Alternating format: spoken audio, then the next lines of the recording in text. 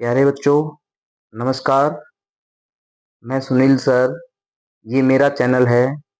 सभी बच्चे इस चैनल को सब्सक्राइब करें और वीडियो को शेयर करें। प्यारे बच्चों, इस चैनल के माध्यम से आपको छठी से 12वीं क्लास तक की सभी विषयों की फ्री क्लासें दी जाएगी।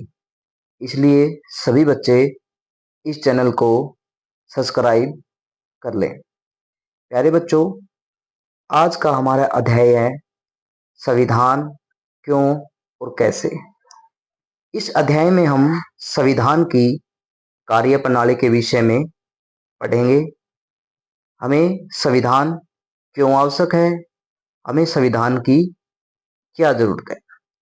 क्योंकि देखिए, किसी भी देश या राज्य को चलाने के लिए कुछ नियमों की जरूरत होती है, कुछ कानूनों की जरूरत होती है और वो संविधान में लिखे गए हैं। और आज के विषय में हम यही पढ़ेंगे। क्योंकि देखिए, हमारे देश की सरकार की विभिन्न संस्थाओं तथा उनके बीच के संबंधों में विषय में जानकारी प्राप्त होगी। हमें भारत में होने वाले चुनाव, सरकार, राष्ट्रपति, प्रधानमंत्री के विषय में जानकारी होनी चाहिए। हमारे देश में चुनाव किस प्रकार होते हैं, सरकार किस प्रकार बनती है, राष्ट्रपति क्या कार्य करता है, प्रधानमंत्री क्या कार्य करता है, इनके विषय में हमें जानकारी होनी चाहिए, जो हम इसमें पढ़ेंगे। और सरकार के पूरे ढांचे और सरकार की संस्थाओं को नियंत्रण करने वाले सिद्धांत क्या है, जो सरकारें हमने बना दी है। भाई, वो सरकारें किस प्रकार से कार्य करेगी, कैसे कैसे कार्य करेगी, जैसे लोकसभा, राज्यसभा का, कार्यपालिका, न्यायपालिका, इस तरह से ये सिद्धांत लागू होते हैं।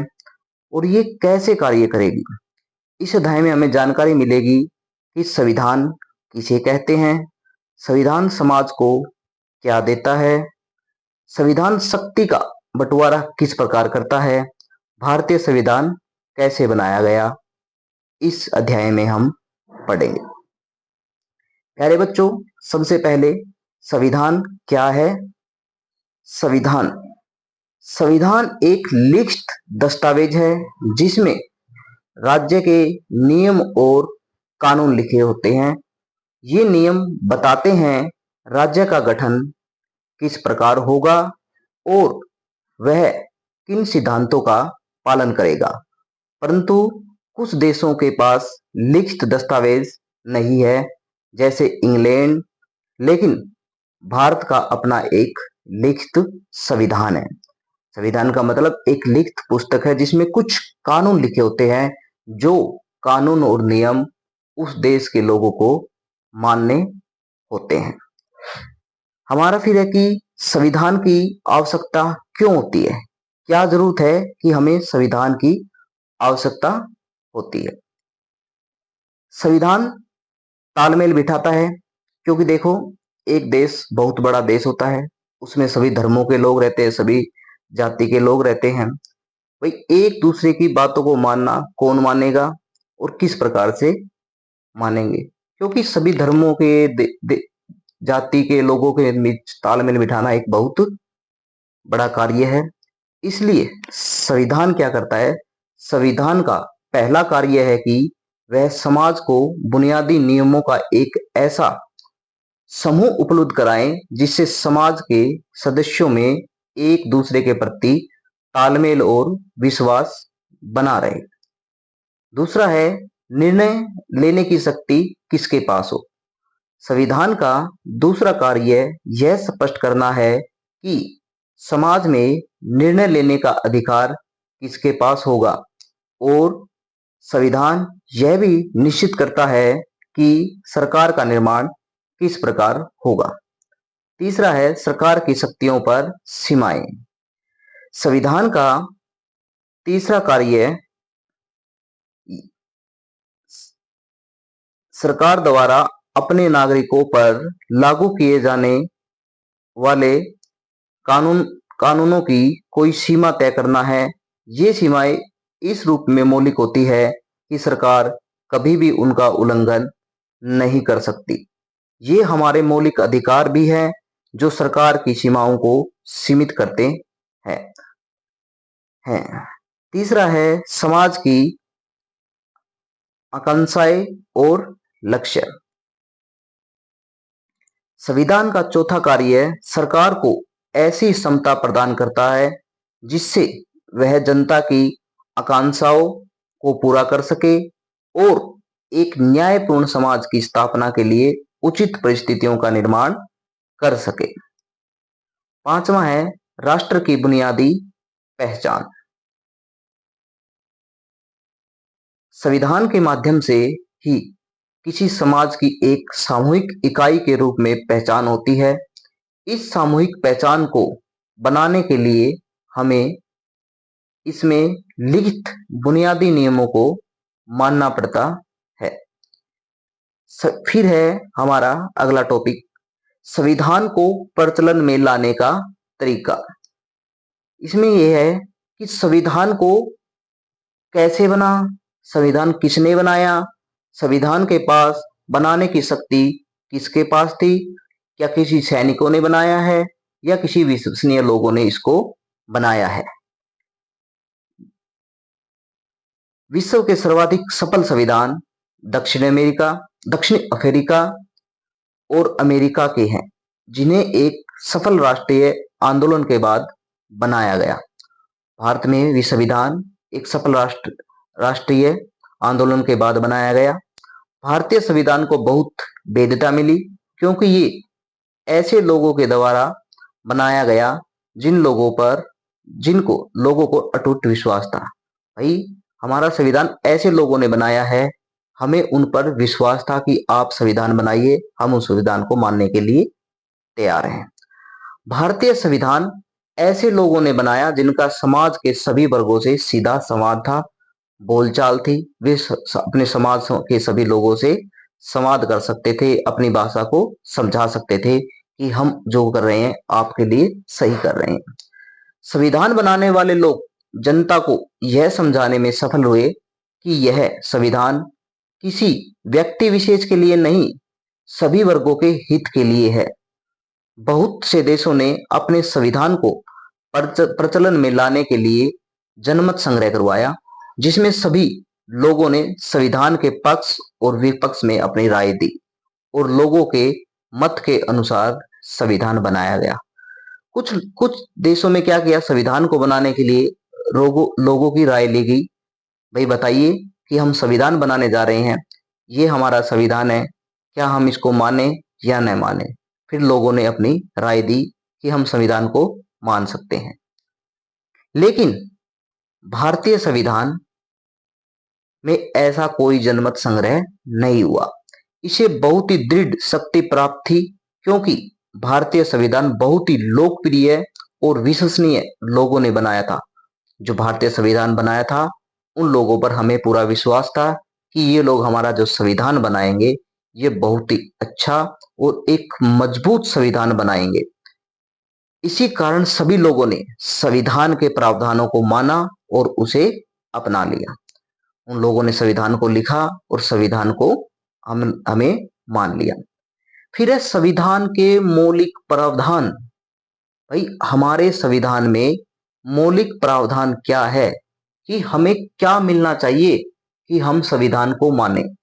ऐसा भी हो सकता है कि जो लोग संविधान बनाने वाले हैं वो ऐसा संविधान बनाए कि कुछ लोग उस संविधान को माने और कुछ लोग उस संविधान को न माने। इसीलिए ऐसा संविधान बनाया जाता है जिसमें सभी वर्गों का, सभी जाति का, सभी धर्मों का उसमें आदर किया जाता है और सम्मान का दर्जा दिया जाता है। और हमारा संविधान भी एक ऐसा ही संविधान बनाया गया था। आपने फिर पढ़ना है ये संविधान के मौलिक प्रावधान। भाई संविधान को हम क्यों माने, प्रश्न इस तरह से आ सकता है। एक सफल संविधान की यह विशेषता है कि वह देश के प्रत्येक व्यक्ति को संविधान का आदर करने का कोई न कोई कारण अवश्य देता है। उदाहरण, अगर किसी देश के संविधान में बहुसंख्यक मतलब संख्या में जो ज्यादा हो को अल्पसंख्यकों पर, अल्पसंख्यक जो संख्या में कम हो, अत्याचार की अनुमति हो, तो अल्पसंख्यकों के पास ऐसा कोई कारण नहीं होगा कि वे इस संविधान के प्रावधानों का आदर करें। कहने का मतलब ये है कि अगर कोई व्यक्ति, कोई समाज या कोई धर्म अगर वो संख्या में ज्यादा है और उससे वो संख्या में कम लोगों पर अत्याचार करता है, तो जो कम संख्या में लोग हैं वो उस संविधान को नहीं मानेंगे और मानने के लिए तैयार भी नहीं होंगे। इसलिए संविधान में सभी लोगों को समान दर्जा देना आवश्यक है, जो भारतीय संविधान में दिया गया है। यदि कोई संविधान एक समूह को अधिक सुविधाएं देता है और एक समूह को कम, तो जिस समूह को कम सुविधाएं मिल रही है वह संविधान का आदर नहीं करेगा।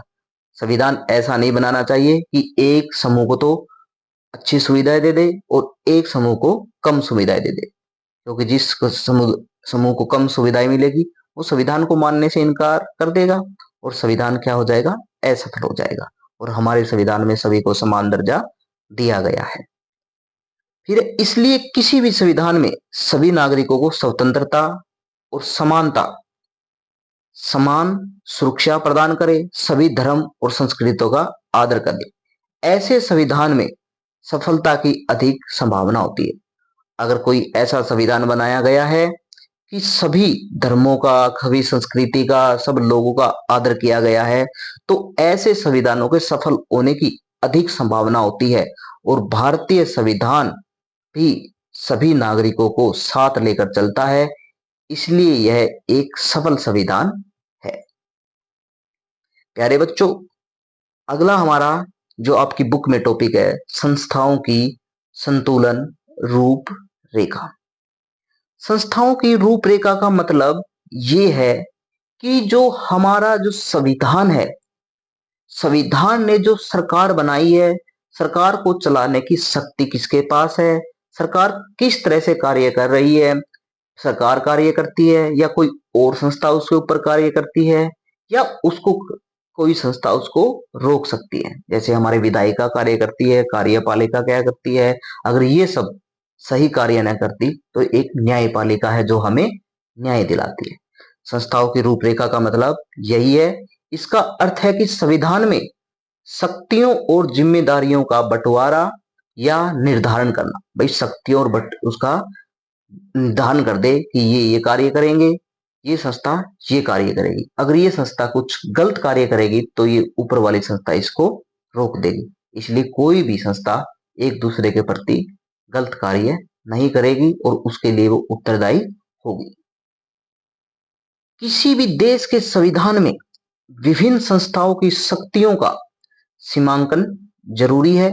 जब कोई संस्था या समूह अपनी शक्ति बढ़ा लेता है, अगर कोई संस्था है या कोई समूह है या कोई सरकार है इतनी ताकतवर हो जाए कि वो अपनी शक्ति को बढ़ा ले, तो वह क्या करेगी, वह संविधान को नष्ट कर देगी और अपना दबदबा कायम कर लेगी और कहेगी तो हम इस देश पर शासन करेंगे। इसलिए क्या है, शक्तियों का बंटवारा आवश्यक है।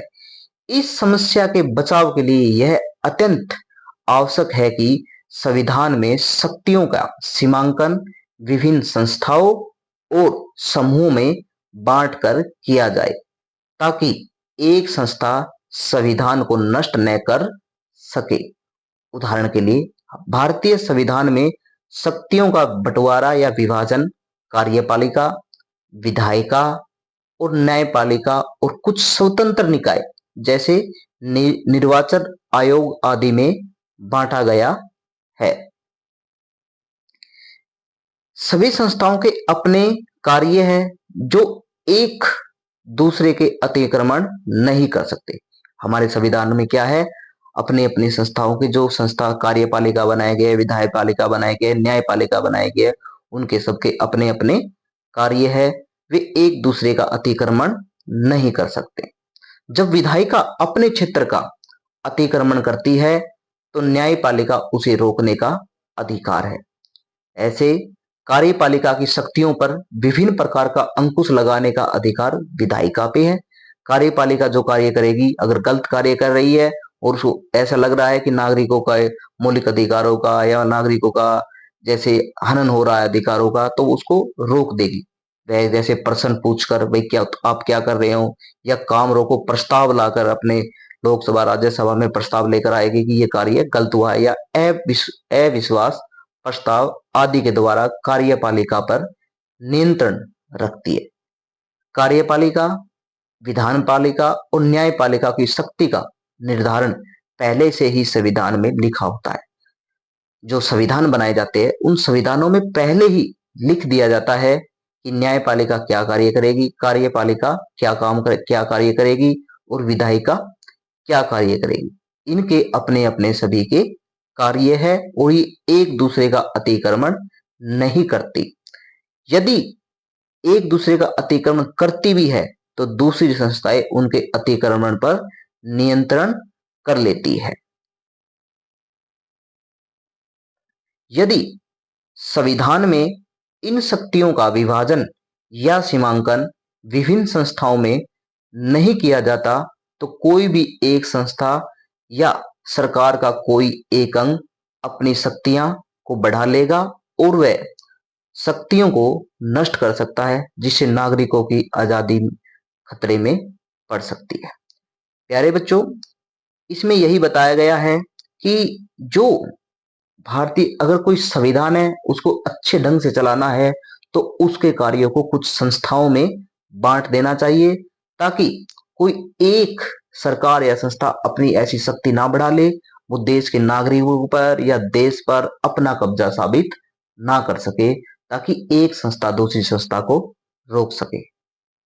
प्यारे बच्चों, इस अध्याय में हमने पढ़ा है भारतीय संविधान क्या है, भारतीय संविधान की हमें आवश्यकता क्यों है। प्रश्न यही आएगा, भारतीय संविधान की आवश्यकता क्यों है, भारतीय संविधान और ये संस्थाओं के तालमेल कैसे होते हैं, कोई संविधान प्रचलन में किस प्रकार आता है, इसके बारे में इस अध्याय में बताया गया है। आगे का कुछ प्रश्न आपको दूसरे पार्ट में बताया जाएगा। इसके लिए अब तक आप इस चैनल को लाइक और सब्सक्राइब जरूर कर ले। Thank you.